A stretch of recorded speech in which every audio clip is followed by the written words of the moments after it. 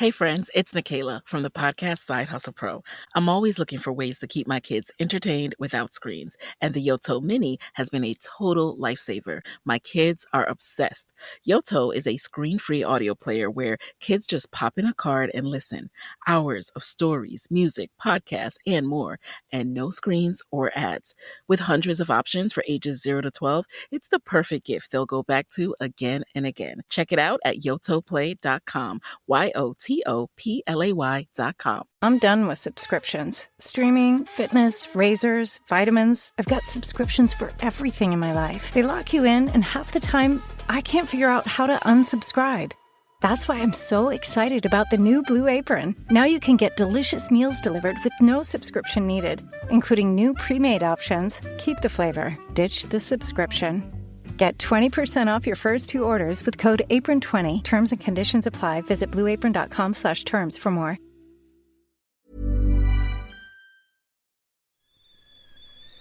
The kettle's boiled, Vic. Great. Perfect timing. Just a dash of milk for me, please, mate.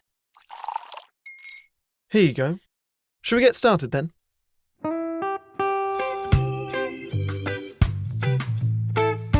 Have you ever woken up on a Sunday morning and said, I'm never drinking again, and then found yourself waving $50 at a barman by happy hour? Are you wondering why everyone else can stop at 1 while you head to a dodgy after-party with a weird bloke called Disco Dave? If so, it might be time to take a deeper look at your relationship with your reliable social crutch, alcohol. On each episode, we'll investigate our own dysfunctional dealings with booze and find out if it's possible to stop this deeply ingrained habit before things get too messy. Yep, we're going to open up a shame shed of humiliating drinking stories to help you understand why waking up from a booze coma each weekend with a kebab sticking out of your top pocket might actually be negatively impacting your health. Hamish and I are here to delve into what it's like being sober, an unwanted warts and all look into why giving up those cheeky pints or putting down those mummy wines will make you feel happier, help your anxiety and mental health, and turn you into the most sparkly, authentic version of you. Won't that mean I become boring though, Vic? Well, Hamish, we'll just have to wait and see. I'm Victoria Vanstone. I'm Hamish Adams-Cairns. And this is Sober Awkward. So Hamish, yesterday I haven't told you about this yet, but I had SBS round to film me at home and the family for an episode about modern parenting. Oh, yeah. Wow. A whole film crew with a sound crew and everything. They were here all day. And it was ever so funny. Were you honest? Or were you fake perfect parent? No, you would be so proud of me. I did the total imperfect mum. So they filmed me out on my rage walk, and then they filmed me burning a cake in the oven, throwing toys around and getting annoyed and trying to record the podcast and shouting at the children. I said, I'm only doing this if I show the realities of being an imperfect mum. And they were like, okay, let's go with it. So on the show, I don't know when it's coming out, probably by the time this episode comes out, but it's going to be all families in the studio, like a Christian family, and how they're really strict with their children. They're all different types of family. And then the video is going to come up of me as this total lunatic. Oh, that's great. Yeah, it's really fun. Actually, part of me is disappointed. I would love to be like, hey, it's on at 6 p.m. tonight, and I watch it. It's like your kids coming out, please can we read books instead of watching TV? We did a very, very good job. In fact, Freddie was the star. They all had, the kids were all mic'd up, and Freddie was the star. It was very, very funny. We had a really lovely day. They were lovely people, actually. So we'll see how they edit it, but I think it will be funny, whatever. Did Freddie drop any F-bombs? No F-bombs. No F-bombs. She's fucking crying again. My favourite thing that Freddie's ever said. Yeah, she's fucking crying again. He was only 4 when he said that. We'll see what happens. They'll probably edit it so I look like a complete moron, but hopefully not. Can't be worse than the truth. Have you ever been on telly, Haim? My funniest TV appearance was... I've just moved to Australia. I started working in TV. I was sort of working as a runner and production assistant and casting and stuff. And then I got a call from someone I work with. They're like, look, we've got this, it's kind of an acting role. We need someone to do it. Everyone that we've asked has said no. I was like, I'm your man. Yeah. What is it? They're like, we need someone to play a paedophile. And I was like, God. What? I think the show is called Parental Guidance. Yeah. And I was hanging out in a car. Oh, what a strange job. So I did it. And that episode came out just before we moved to the Sunshine Coast. And then we joined this new gym. And a mum came up to me and she's like, Are you the paedophile from that show, Parental Guidance? Are you joking? Yes, How did she recognise you? I know. Well, I'm a famous one. That is the weirdest thing I've ever heard, Hamish. Why have you not Isn't told it? me that before? That is can't believe I an haven't told absolutely you that. brilliant story. Do you know I was the face for anal warts? Yes, I did know that. I was in the advert in the 90s in the newspaper with my face doing a thumbs up saying I've had anal warts and that I've used this certain type of cream. We haven't had good acting jobs, you and I, have we? No. Did they put your anus in it as well, or was it just your face? No, my anus was not in it. It's someone else. That's what I get called for. Hi, Haim. No one wants to get a photograph of the anus with warts on it. Are you? Can you be the man? You would have been offered the job of the wart. I'll take it on my acting CV, on my credit list. I was a paedophile and a wart. An anal wart, not just any wart. I can imagine you dressed up in like a inflatable wart outfit. It's a fun thing as well when you tell people that you're an actor and they go, would I have seen you in anything? Oh yeah, I was a paedophile. Are you aware of the anal wart campaign from 1997? Oh, you were in that? I was the wart. I was the main wart. Oh, stop. We're laughing too much. So we need to give people interesting information about sobriety. I know. It's always a gear shift to go from laughing to talking about addiction, but we'll try our best to not make it too jarring. Okay, you go. So before we offend anyone or really put off our listeners, so over the course of this month, we're going to be deep diving into all the different types of help available out there. And today, for those of you that haven't quite managed to make sobriety stick yet, we're going to go right to that sticky point, that moment when you realise you need help, but you've got absolutely no idea what to do about it. Yep, today we're going to be uncomfortably honest. Oh, that's a change there, isn't it, Hamish? Not like we are uncomfortably honest every single time we come on, and share, well, mostly me, how I reached the moment in which I had to talk to someone outside of myself, which I do all the time, and tell them what was going on with me and my very complicated relationship with booze. Yes, it's like a long relationship that has to come to an end, Vic. A toxic relationship, really. Yeah. That can feel charming at first and make you feel sexy and confident and fuzzy.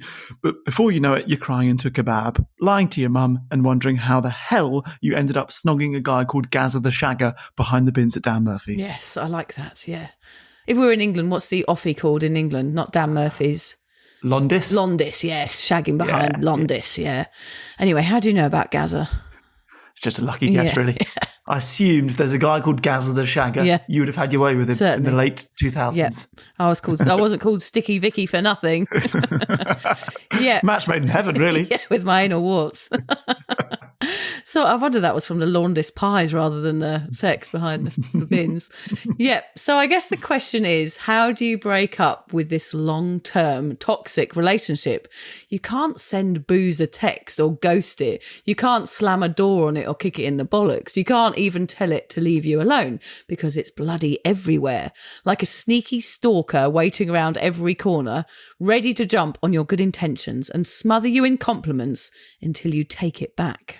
I like this comparison, yes. Vic. Bryony Gordon described it as the longest relationship of her life, which for many of us it is, right? We start at 14 and we finish in whatever, your 30s or 40s. Yeah. Most people haven't been in a relationship that long. No, true. If booze was one of my past relationships, it would be that slightly terrifying girl at uni who stole 20 quid out of my wallet after a one-night stand and then turned up uninvited to every event that I went to. She sat on my doorstep, she cried when I didn't go to the pub with her once, and somehow she then convinced me it was all my fault. Yeah, sounds about right. A classic case of gaslighting there, Hamish. In fact, booze is the ultimate gaslighter because it makes you believe it's the solution when in fact, of course, it's actually the problem. It tells you you're more fun with it. It whispers just one won't hurt. It promises connection, confidence and relaxation, then serves you shame, anxiety and a hangover. It says you need me to cope, then quietly causes the chaos you're trying to escape from. So we describe this as being a bit like a manipulative ex. It gets you hooked on the highs and then it gaslights you into thinking the lows are your fault. It messes with your memory, it hijacks your nervous system and convinces you that you're the broken one. Yeah, it so does. That's why it's so hard to get to the point of change. You get stuck. You've been convinced and manipulated into thinking it's okay. And then you get wedged into believing that you should just carry on because, well, everyone does it. Even though you're questioning it every Sunday morning, you still keep going, trying to drink, staying in a relationship that is harming you. It's just like where you got to, Vic, where you were not sure if it was okay to even consider quitting. Tell us about that moment. Well, I think what it was, Hamish, for a long time, I just wasn't ready to end a relationship. I wasn't ready to dump booze because I couldn't imagine a life without it. But I think there's only so long that you can go on doing something and keep failing at it before you have to seek out the answers. And even though I was drinking and hated it for months, in fact, 4 years was really when the anxiety kicked in after having my first son, George. I tried for 4 years to keep on drinking, even though it was causing such massive mental impact. But the moment that all changed was when I woke up that morning after having my daughter nearly 6 weeks later and decided that everything had to change. So in that moment, you walked into your kitchen and you spoke to your husband. How did it play out? Well, that was the point. I spoke to someone, and that's the point we're going to kind of hone in on today. I was verbal, loud about the fact that I was struggling. I walked into the lounge and I said to my husband, I cannot do this anymore. And it coming out of my body and being so raw and real was exactly the moment I pinpoint where my complete life made an absolute turnaround. So just by saying it out loud, that one time was enough for everything to change. Okay, so this is it. This is the meat of the episode. This is the bit we've been trying to get to. It's just Gasso the Shagger got in the way for a second. Yes. So telling someone you think you have a problem with booze can obviously be as awkward as hell. Your lips might stick together, your brain turns to fluff. Suddenly, I think maybe I'm drinking a bit too much or alcohol isn't working for me. Feels like a full-blown confession at a royal inquest. Yes, totally does. But saying it out loud, just like Vic did, is where the recovery often begins. So how do you have that conversation? Who do you want to tell and what do you say? Why do you think, Vic, that saying it out loud had such an effect on you? Looking back, I think it was about the power of using my voice to tell my truth. Because I had said it aloud, it meant I had to take action. I had accountability, and it felt scary, but kind of exciting, like I was on the edge of making a huge change. I was lucky too. I think we could talk about that sobriety capital here, Hamish. My husband was the only person who saw my pain, my anxiety, and my self-doubt. And actually, he was scared too for my mental health and agreed that something should be done. So I was in a position where I had somebody there who wasn't going to say, oh, don't worry, you don't drink that much. I had someone there that went, I see that you're in pain and I want to help and I want to be there for you, which was great. But I'm sure if I'd told a close friend or even a therapist, the feeling would have been the same. I was stepping into the unknown, but felt as if I was doing the right thing for once. And that was a very rare thing for me to make a choice that was good for me. Honestly, I think that is the only time I've ever made a smart choice. And since then, I've made a lot more smart choices. It was a feeling that I'd never really had before. Shame and regret, I think, were more common feelings for me. So just knowing that I was doing the right thing was enough to me to follow it through, if you know what I mean. So if you're waking up hungover and questioning your drinking habit, who would you tell fast? What do you reckon, Haim? So I think if you're in a good and supportive relationship, I'd start by telling your partner. Right? All they want is for you to be happy and healthy and not puking into a toilet at 2 a.m. sobbing about missing a kid's party. Plus, they are the ones who will be the most affected by your decision. That's what I've found. It's sort of a ripple effect when you go sober, and it affects your closest network first, and then it sort of goes out from there, your employees and friends of friends, and suddenly people hear that you're sober and randomers approach you and want to talk to you about sobriety like you got in a sushi shop this week. And then next up, I'd go to the safe bets. You know, not everyone's in that kind of relationship. So I'd speak to your mates or your family members who actually care about you, the ones that love the sober version of you just as much as the drunk version, if not more.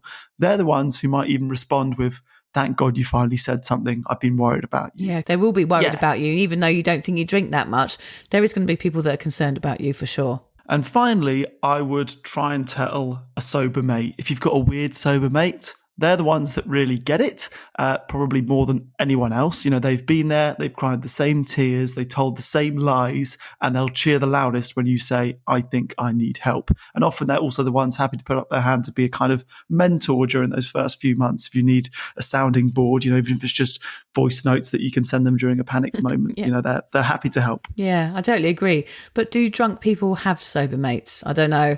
I mean, you and I didn't. No. But I feel like today there's more sober people than ever, so possibly. Yeah, I think if I had a sober person near me when I was pissed out of my brain, I would have probably zapped them with a cattle prod. I guess a better question, Hamish, is who shouldn't you tell? Okay, the risky bets. Okay, yeah. So I like that we go the warning bells. We're not going to sit here and be like an airy-fairy American podcast. We just go, guys, this is going to be great. Whatever you do, just go and tell everybody. Everyone's going to have a great response for your honesty. But that's not the case, is it, Hamish? Your American accent is getting better. I mean, it's still on the cusp of being offensive, but I feel like you're getting better at it. Yeah, we generally are quite offensive with our accents. We don't mean to be. We're just bad at doing accents. We would like to be able to do them well. Yeah, that's all it is. But I love that we're going into the risky bets because I think it's important that people are warned that not everybody is going to feel the same way about your sobriety as you are. True. And that doesn't make them assholes. It's just that that some of your friends that still drink are probably not the best first people to tell that you're going sober because they might feel a bit attacked, okay? Totally. So better than us which are the good ones to tell and which are the bad ones. So the bad ones would be someone that still drinks like it's 2003. Or maybe that uncle who every time you see them at a barbecue tries to make you drink their homemade whiskey. Yeah. Or, they don't really care about you. The ones that tell you, you're at your best after a few drinks. That is such a shit line that rattles me now. I would say be careful because sometimes not even your parents are the right people to tell first. You might feel, they're the people I'm closest to. Listen, there is some issues with telling parents who still hold drinking very close to them. So be careful because their response, you might feel the most sensitive. Take control of the numbers and supercharge your small business with Xero. That's Xero. With our easy-to-use accounting software with automation and reporting features, you'll spend less time on manual tasks and more time understanding how your business is doing. 87% of surveyed U.S. customers agree Xero helps improve financial visibility. Search Xero with an X or visit Xero.com/ACAST to start your 30-day free trial. Conditions apply. Hey friends, it's Nikayla from the podcast Side Hustle Pro. I'm always looking for ways to keep my kids entertained without screens, and the Yoto Mini has been a total lifesaver. My kids are obsessed.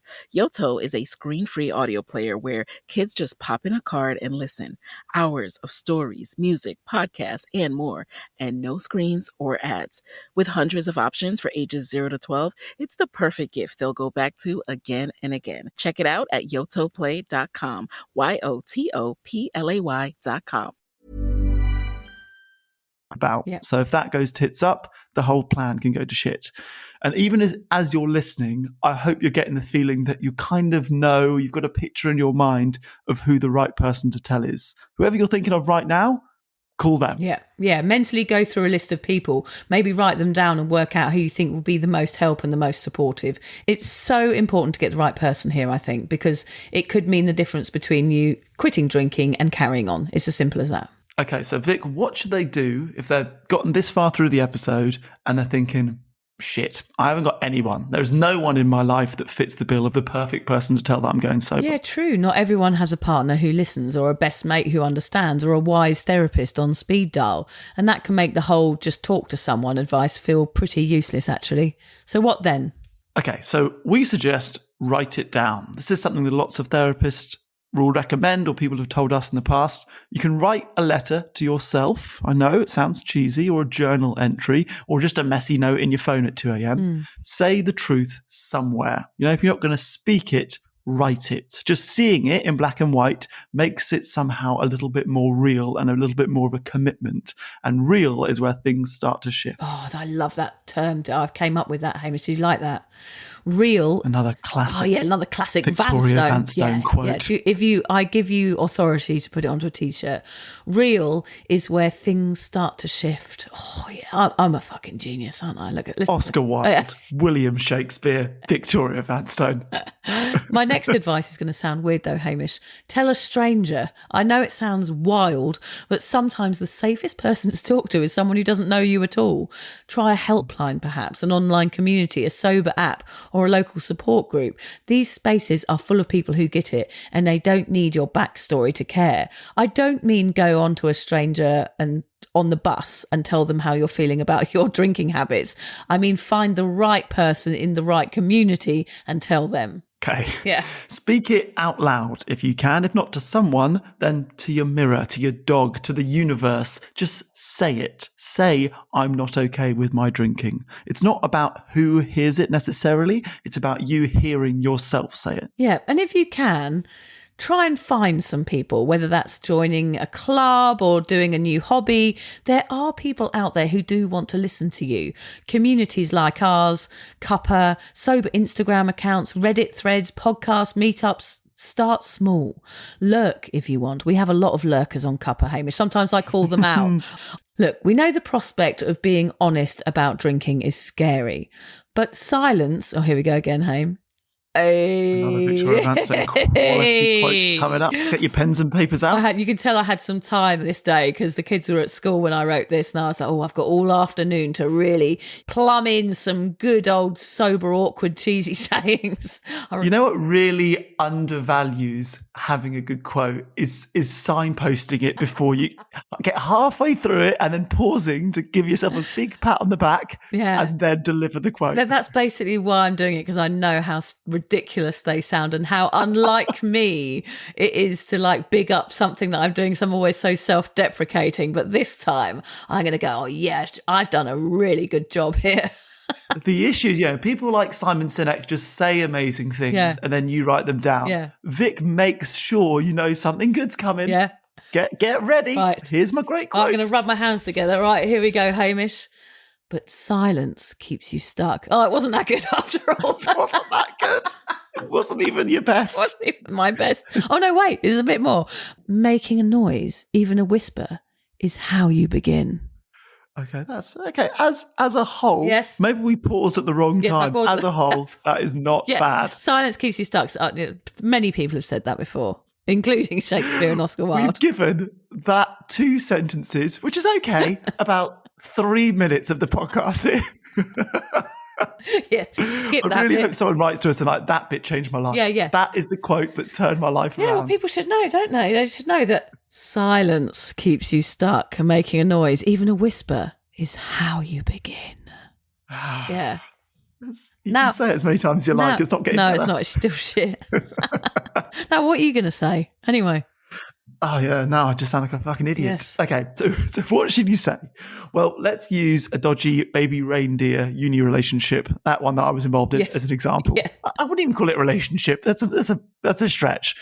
So I thought you should know Wine and I are breaking up. It's not me, it's her. She's a nightmare in the mornings, and actually I don't like her. Oh yeah, I like the way you're kind of making it funny. So that's what you can say to someone, is you don't have to be fully serious the whole time. You can just say, wine's not working for me, so I'm breaking up with her.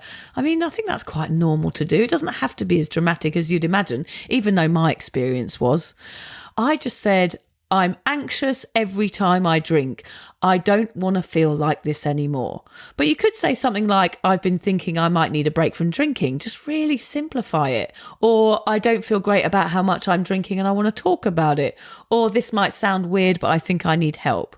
Or can you just listen for a sec? I don't need advice, just ears. I want to talk about my boozing.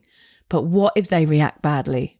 Well, if their reaction is a bad one, it sort of says more about them than you. That's why the right person is important to choose here. If it falls flat on the first set of ears, you know where you stand. Yeah, big drinkers will fob you off with a "you're not that bad" or "you're not an alcoholic" and loads of other rubbish. But the point is, you don't have to be an alcoholic to give up drinking. We just suggest you keep trying until you get the encouragement you deserve. Did you get any pushback, Hamish? I'm sure you did, from your English mates that I met in London last year, who were all, by the way, sat on the front row of our Sober Awkward show, all with pints. Yeah, they were like, they had a few Hamish, pints before the show. They were like, Hamish, what are you doing? I'm sure they were like, what is he doing now? After his acting career has gone down the tubes. Yeah, exactly. Before you went sober, you were living the life as a paedophile on TV. Yeah. And now look at you. Yeah. How the mighty have fallen. Yeah. No, to be fair, it actually hasn't been as bad as I thought. Like, the worst I've had it from my friends has been the odd dig in a WhatsApp group, you know, about me drinking fake beers. And I can sort of take that. It's a sort of pretty standard deprecating banter on a lad's WhatsApp group. That's the worst of it I can take. Yeah, it's like a piss take more than anything else. Not like, yeah, it's not meant to be hurtful. That comes to the territory of doing something different. I'm all right with that. Yeah. I do occasionally get asked whether I'll be back on the drink come a particular day. You know, like I'm going to a wedding in Colombia in August, and a few friends were like, will you be drinking by then? Like, will you be drinking by the wedding in August? I'm like, no, I'm sober. I'm not going to be drinking by the date in August. I also had recently a drunk stranger in a pub. I ordered, you know, heaps normal or a non-alcoholic beer. And this randomer who was hammered, he'd been at the racing, said, who would drink that? And then he looked at me, I was like, me. And then he looked quite sheepish and embarrassed, to be fair. Yeah. I think he thought maybe I was ordering it for a pregnant person. Right. Like, yeah. Who would drink that? Who would drink that? I've had that before. I've had banter at the pub and I've ordered a fizzy water and said, what are you ordering that for? Like, has it got vodka in it? And I just feel like saying, oh, piss off. It's none of your business. Because it really isn't anyone's business. If they're not being helpful or kind, it's just, well, it's actually not your business, mate, what I drink in the pub. It's so irrelevant, but it's so confronting for them. They just can't handle it because they want everybody to be on the same wavelength as them. So they're like, well, why are you not drinking like me? It's really difficult for some people, I think. Yeah, and we don't judge them. We were like that too when we were drinking. 100%, yeah. But on the whole, I'd say my friends, my family, particularly Liz, have been incredibly supportive. And I think actually the best thing to come out of this, and I hope this happens to you listening as well, is more significant than them being supportive, is they don't actually really care that much, which I would say is even better. Like, it's not an enormous deal going sober. You picture it being like a bomb going off in your circle of friends, and they're all going to be talking about it all the time. Oh my God, have you heard that Vic is sober? Like, can we even invite her to X, Y, and Z? Oh, really? No one really gives a shit. Yeah. You know, like there are bigger things going on than you going sober. And I feel like people are accepting and supportive and are not going to give you as much shit as you perhaps fear. That's what I hope happens to you. That's been the truth for me. What has it been for you? Well, I totally agree with that point, Hamish. I think it's big for me, for the person going sober. So it just feels huge when you're talking to people about it. But then I have to sometimes pull back and understand that it's not as big for them. And that's kind of what you're saying there. Like, I always feel like my sobriety feels like a massive life-changing part of my, existence. But yet it doesn't feel like that to my friends and family. I just feel, well, she drinks and then now she doesn't drink. What's the big deal? But I think it's because I've made it into like a job, basically, being sober. But yeah, it just feels, I know it feels big to a lot of people. So it'd be hard not to blurt it out and not be able to talk about it all the time. But I guess that's why you've got to choose the right person, which is what we're talking about today, because some people will want to hear it and other people won't, I think. I didn't actually tell anyone outside my household until I wrote my book about it, strangely enough. But that kept me safe. And for me in early sobriety, it only felt important for me to tell my husband. That was literally it. I didn't tell anybody else. I didn't tell my sisters. I didn't tell my brother. I didn't tell my parents. I just told that one person that was important to me, which was my husband. The kids were too little to know what was going on, so I didn't need to mention it to them. I was too scared to share it with anyone else because I was scared that people would push back or any negative comments or judgment might have had me reaching for a pint, quite honestly, because I was stepping so outside of who I was. It was like a completely different person. And I thought that would be too confronting for everybody that I knew. And as you well know, Hamish, I pretended to drink for the first 18 months of my sobriety when I went out because I was too nervous to admit that I was the boring person that I'd always hated. I had become exactly my enemy, strangely enough. So once you've told people, then what? You can't just tell people and then not do anything else. What is the next steps after you've spoken to a mate or a family member? So now's the time to back yourself with action, not perfection, just baby steps. Here's where to go from here. Don't panic. You've told someone, which means you've opened the door. You don't have to figure everything out today. Take a breath, maybe a nap, maybe a biscuit. Telling someone is a massive deal. Just celebrate that. Don't confuse everything by thinking about forever or what's going to happen next. Just celebrate the fact that you've made a choice and you have been brave enough to tell someone. And now it's time to get curious. So what path feels right for you? Don't worry, we're going to cover each one in depth over the next month. But for now, maybe it's just a book or a podcast or a sober Instagram account, a meeting, therapist, rehab, just a notebook where you spew your feelings. All that matters is that you start one foot in front of the other and figure out what works best for you. We do recommend, once you've had that cup of tea and a nap and a biscuit, that maybe you make a small plan, just a tiny one. Don't try and plan the next decade. Just try for 3 days or just the weekend. Can you do one thing differently? Swap that Friday wine for a mocktail or walk your dog instead of walking into the bottle shop. Expect it to feel weird. We've done a whole podcast called Sober Awkward because it does feel a bit weird, right? It is awkward. You're changing something major. Of course, it's clunky. You'll probably cry over a mid-strength cider ad or shout at a lawnmower one day. That's okay. It is weird, but weird is normal. And if you do something weird, please email us about it because that's quite funny. Yeah. And stay open. I don't mean your legs like that man told me on that Instagram post. Keep your legs shut, love. Try stuff. Not that sort of stuff either. It's all going a bit saucy, this one. Try stuff. If AA feels weird, try something else. If therapy is too much right now, read a memoir like mine, 1,000 Wasted Sundays. What more could you want? If you plug. If you stumble, start again. This is your path, not a timed obstacle course. What's the bottom line then? Well, telling someone is your first brave shout out into the void. Your personal, oi, I need some help over here. No, I need a better. What? No, I need that better. Hamish, go on. Oi, I need some help over here. Oi, I need some help over here. So good, much better. A little Thank bit you. Oliver Twist. No, it was great. Yeah. It was great. Please, sir, can I have some more? Please, sir, can I have a little bit of help over here, please?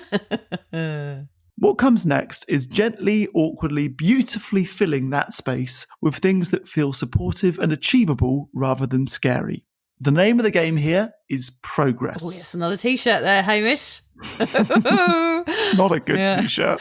Yes, you don't need to sprint. You don't need a guru like Hamish. You just need to keep making tiny decisions that nudge you forward, feeling better. Yes, one awkward conversation, one podcast, one walk past the bottle shop without going in, just one small win at a time. I feel like we're going over the same point in 15 different ways. More T-shirts, more quotes, back-to-back bangers.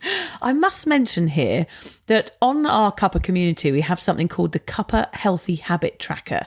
It's absolutely brilliant. I know, because I'm bigging myself up today. I wrote it. It took me bloody ages.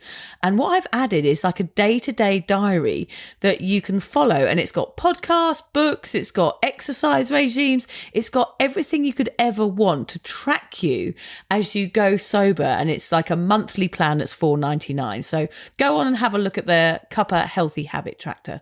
Go on. Tractor. Sorry.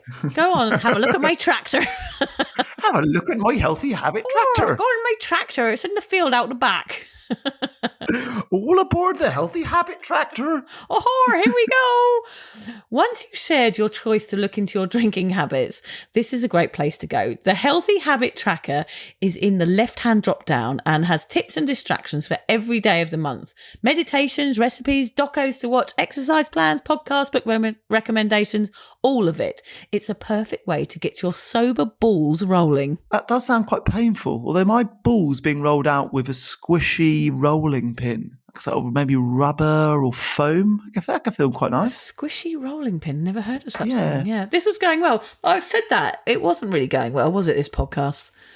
I mean, it's full of quotes. It's full of quotes. You've really underlined that this is some of your best writing. Yeah, so it's basically, all you need to do is listen to this one sentence that I'm going to say now, which is, tell someone that you're going sober.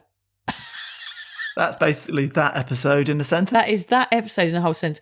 Just tell someone you're going fucking sober. That's all I need to say. We should just come on here and just say the title of each episode so that we don't have to waste our time and everybody else's time that's listening for a whole hour just because we've got one sentence that needs to be said. I think people would prefer a command over an entire podcast. Interesting. Yeah. Do we release like a 3-second podcast episode Yeah. the day before Yes. the hour one every week? Yeah. Like, to save you time tomorrow, just tell someone. Yeah. End of episode. Yeah, skip. Out of the beginning, out of the end, out of the middle. Yeah, skip the waffle and just tell someone you're going sober, do it today, email us, right, next step. And then we can say, right, now, today, don't drink. That's it. That's all you That's need. nice. Yeah, that's it. End of podcast, end of our careers probably as well, though, Hamish. That's the problem. We could be the person that you tell. Sending us that email yes. could be you doing it, because you got to spend some time typing it. Okay. You're going to see it in black and white. Yes. It's committal. We know about it now. Funny enough, we got a voice note to our email. What's it called? Our voice note thing is quite good. Oh, yeah, I can't What's that thing remember. called? It's on We've our got something on our homepage, website yeah. where you can leave us voice notes, and somebody left us one recently saying they're sober. So that's we could be the sounding board if you haven't got the right person to tell. Yes, Vic and Hamish at soberawkward.com. We often get emails from people who have decided to give up drinking just from listening to Sober Awkward. So the waffle is worthwhile after all, Hamish, even if we do Yeah. sound like cheesy wankers sometimes and repeat the same stuff over and over again, it helps. And that's all that's important. That's all we're here to do, isn't it? People want the wank. That's what I've discovered. People want the wank, and they want the filthy jokes, and they want the humour, and that's how we're going to make sobriety fun rather than boring. Yeah, basically. Actually, the SBS guy was over here yesterday, the cameraman. He said, oh, you do a podcast. What's it about? I said, oh, it's about sobriety with a lot of knob jokes. He was like, oh, oh, that sounds interesting. I was like, yeah, have a listen on your way home and let him know how you go. That is basically it. That is the elevator pitch of what Sober Awkward is. You only, I want to talk about you only sobriety. need to lots go of one knob jokes. floor. It's not an elevator pitch. One floor, knob joke, sobriety. We're done. See you later. We don't know why it works either. We don't know. We don't know why it works. It's authenticity, Hamish. It's our filthy humour that is habituated to us because we're British. I think that's what it is, and we're just using that to propel our own careers in this field. Yeah. We call it careers. Yeah. That's in inverted commas. Yeah, it's more like what's it called when you just volunteer? We're just volunteers, aren't we?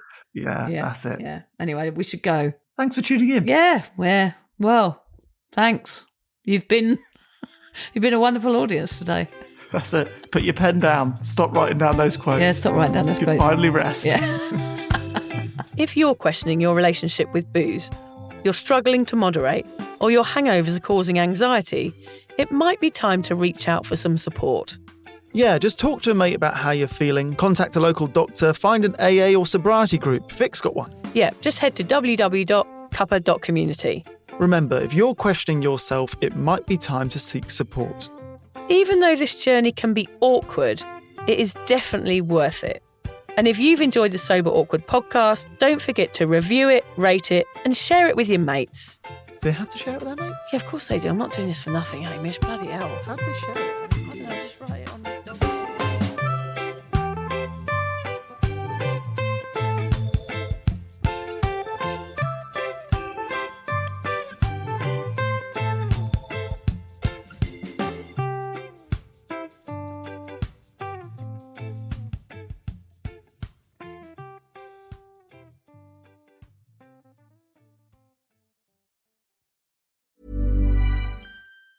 Hey friends, it's Nikayla from the podcast Side Hustle Pro. I'm always looking for ways to keep my kids entertained without screens, and the Yoto Mini has been a total lifesaver. My kids are obsessed. Yoto is a screen-free audio player where kids just pop in a card and listen. Hours of stories, music, podcasts, and more, and no screens or ads. With hundreds of options for ages 0 to 12, it's the perfect gift they'll go back to again and again. Check it out at yotoplay.com.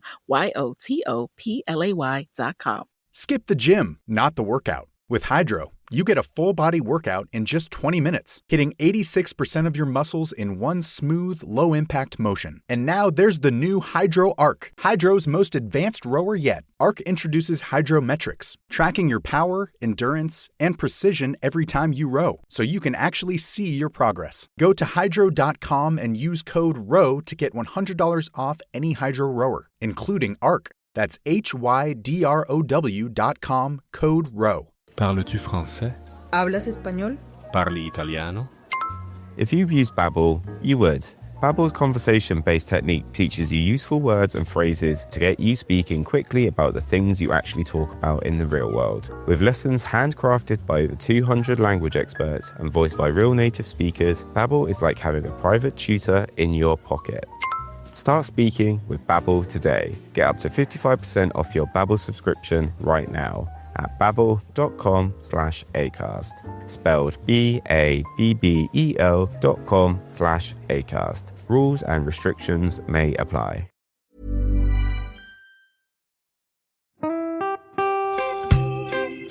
So, as you probably know, my comedy memoir, 1,000 Wasted Sundays, is officially out. All my magnificent fuck-uppery in one awkward hit.